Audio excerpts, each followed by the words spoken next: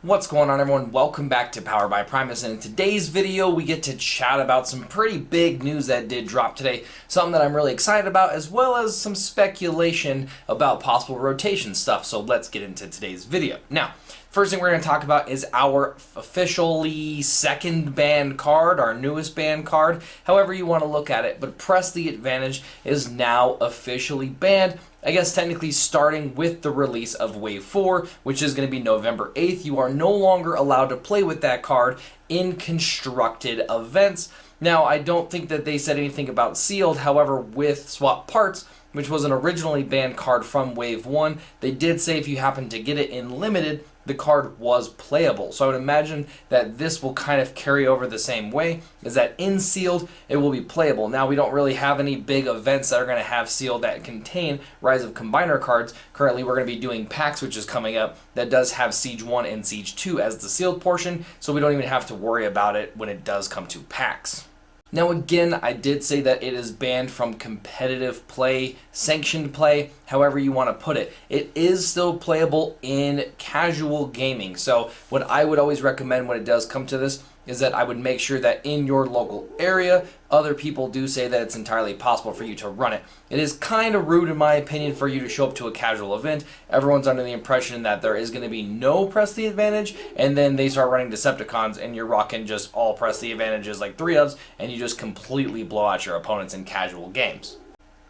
Now, it was a really awesome article, so I will be linking the original article down in the description box below. I highly recommend that you guys do go and read it. You do get to see a little bit more into their side of it and some thoughts like that. And then also, if you are really brokenhearted about losing it, they do have a really cool secret action that they do spoil at the end of the article to help ease your pain. Now, when it comes to talking about Press the Advantage, the reason why this is such a big deal and the reason why I'm making a video about it is because of how much will change because of the card. It was one thing when we talked about Swap Parts originally. All it did was really remove one deck, which was like the Infinite Combo deck, which would have been a really big problem, but it removed just this really single deck. However, Press the Advantage disappearing really changes up quite a bit. I know that when it came to building a deck, you always had to be really specific if you were choosing to go with Decepticons, which Decepticons you were probably trying to do. Going with like Bugs was pretty easy because even if they happened to get wrecked by it, it was a really painful card, but those characters are a little more expendable. And then when it came to using those bigger characters, we were going with like Shockwave and Flame War, but it was really hard to be able to get Decepticons off the ground because of how powerful the card truly was.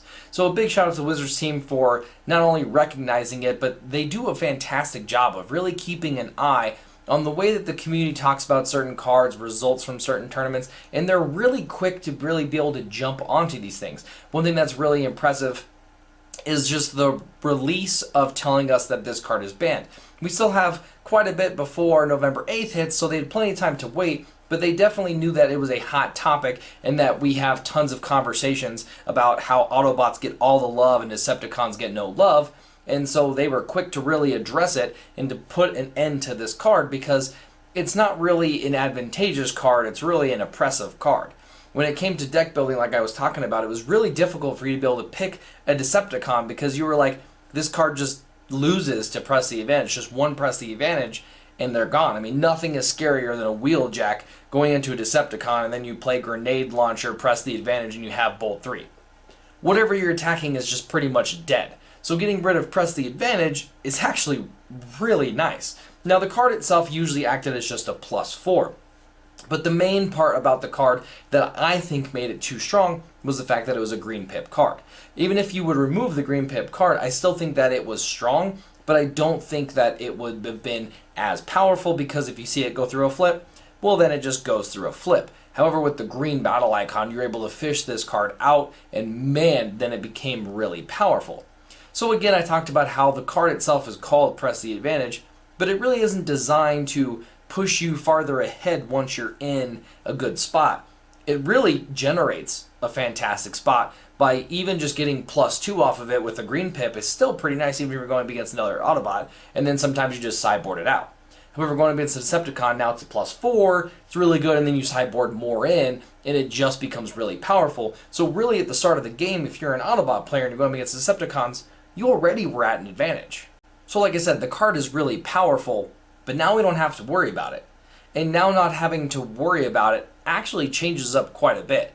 We're in this really awkward time right now between Wave 3 and Wave 4 where we thought there wasn't a whole lot to explore. Maybe there was a couple of cool decks here, maybe a cool idea here, but everyone's really waiting and getting ready for Wave 4. People are proxying, playtesting, everyone's really ramping up for Wave 4, but now that there's no press, it actually opens up the door for quite a bit.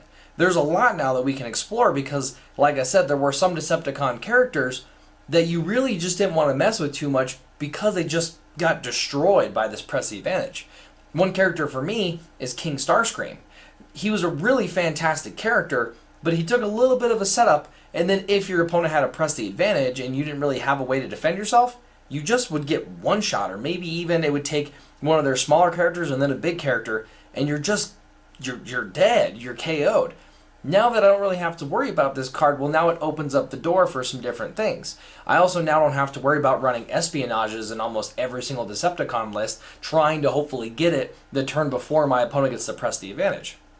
Another card that I was running in a lot of these decks was Infiltrate. It was a card that I just think I had to have if I was running a Decepticon because how powerful this card was. You guys got to see that in my General Megatron list where I did mainboard 2 for the most part. Even in my Shockwave list, I wanted to mainboard it. Now it's a lot cooler in Shockwave because he gets secret actions off the top, but that's a different story. When it came to it, I was always just worried about the setup for it. I had to make sure that I played around this card so specifically just to make sure that I try to protect myself, and then sometimes you don't have access to Infiltrate or Espionage and then you're just getting blown out. Now, that is the other end of the coin with this. I do understand all of those who are like, well, now that I've lost this card, I've put money into it, what do I do with it?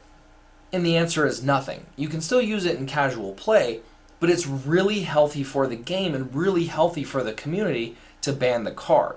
I really hope that you guys understand how awesome actually this is. Yeah, we do lose another card, which sucks, but you don't have to worry about this card so much. You don't have to sit down with a Decepticon, even if you have one of in your team, and go, oh man, my opponent's running Autobots. Okay, I know he has this. I have to start already planning around it. I have to already start looking for these cards. I have to, you know what I mean?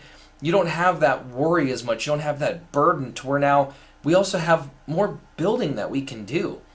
One thing that they talk about in the article is how awesome it is to be able to build with Autobots and Decepticons. Now we get to push that envelope a little bit further. Like I said, came to a lot of characters where you're like, oh, I was going to play this guy, but press just destroys him. I was going to play that guy, but press just wrecks him.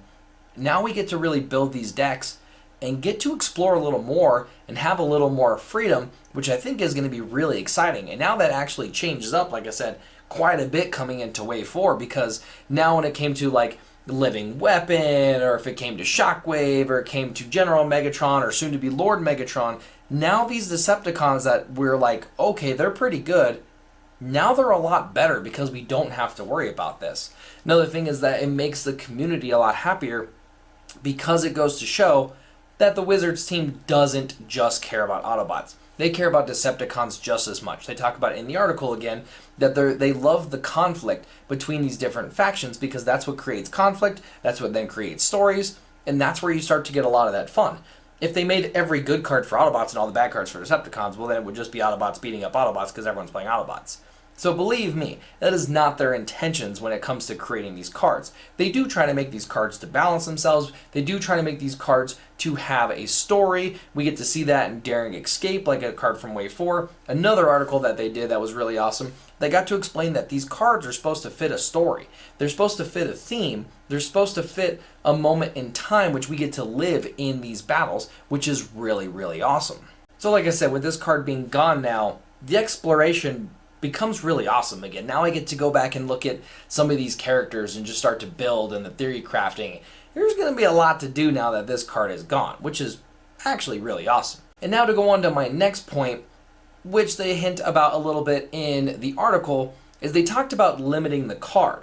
Now this is the first time that we've actually heard them talk about limiting cards. Now the best way to explain limiting cards is like, currently we're allowed 3 of every battle card. Doesn't matter what it is, you can run 3 of the card.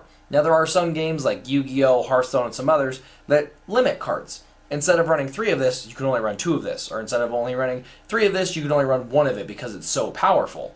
They talked about it in the article, saying that they considered on limiting this card instead of banning it. The difference is it has a green battle icon. So even if you go, okay, you can't run 3, you can only run 1, well, it's got a green battle icon. You'll eventually see it in combat and eventually get it, and then you can use it, and then it shuffles back into your deck, and then you have chances of getting it more often.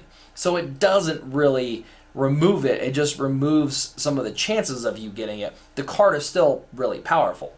One thing that Wizards does that's really awesome is they also play test. They actually get in there and play the game, so they know, hey, we tried it as a one-of, and it was still really good, or it was still made a difference, so they just decided to ban it. But now that we're talking about limiting cards, it makes me really interested when it comes to talking about rotations. Now, rotating is going to be essentially, for those who haven't played card games before or whatever else, is that Wave 4 comes out and then you're no longer allowed to play Wave 1. Now, that's not the case, but that's how rotations would kind of work. Maybe after Siege gets over, they introduce a new thing, and then when that new thing drops, Wave 1 drops off, and then the thing after that, Wave 2 drops off, and it creates this rotation. You always have to constantly be playing with the new cards. The old cards kind of go out, or maybe they create a new format, and then you can only play Wave 1 and Wave 2 in this new format, and then you can play all of them, or whatever's, you know, standard or whatever is legal at the time for you to play in this specific rotation.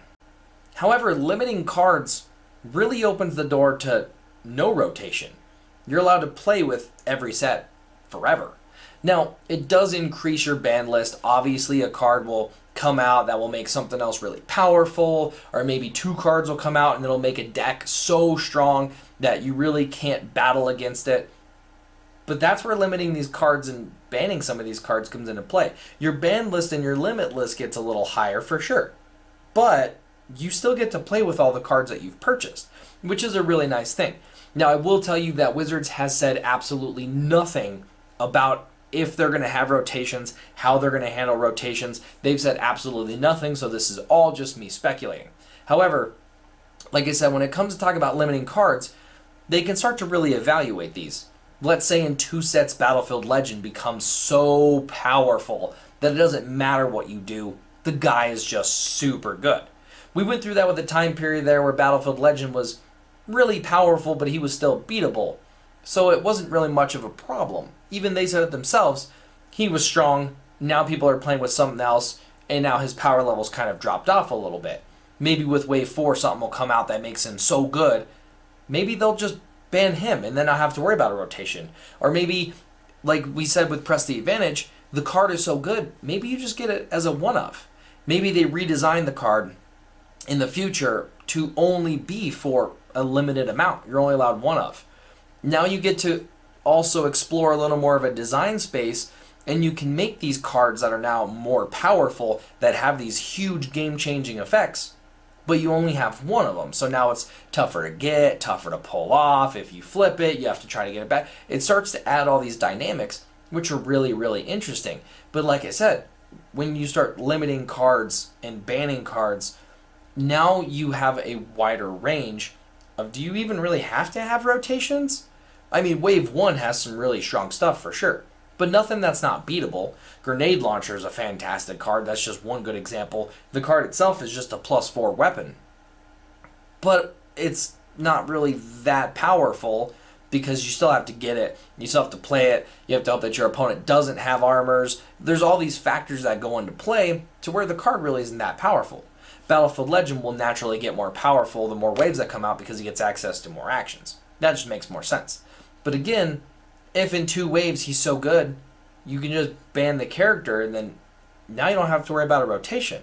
Wait for a character to get too good, or wait for a battle card to get too good, that you just address that card versus addressing the entire set.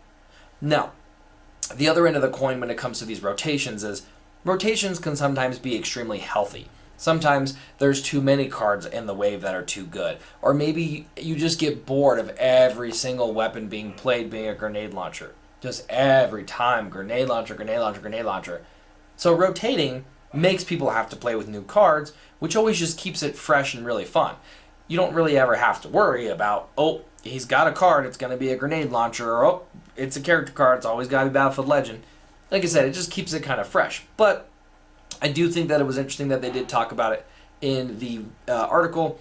about limiting cards, because like I said, we haven't really heard about them limiting cards at all, or them even considering it until this point.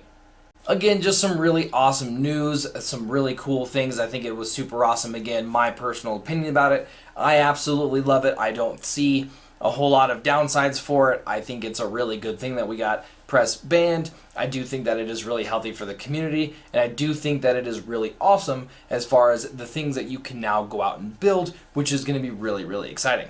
Again, I think it was an awesome article. Make sure you guys definitely go check it out, go read it. Like I said, you also do get to see a secret action that is for Autobots. I believe it's called Step Forward. It is a really awesome action, and it's one thing that I really love because it replaces a character that I have in a few amount of decks, and now I don't have to worry about really relying on that character, but I get to rely on more of the mechanics. So I don't want to spoil anything. Make sure you guys do go check it out. But let me know what you guys think about Press being banned. Do you like it? Do you not like it? And if you do like it, what decks are you now considering on building now that you don't have to worry about it? Obviously, Decepticon specific. I'd love to hear what you guys think. Hope you guys did enjoy this, and I'll catch you guys in the next one.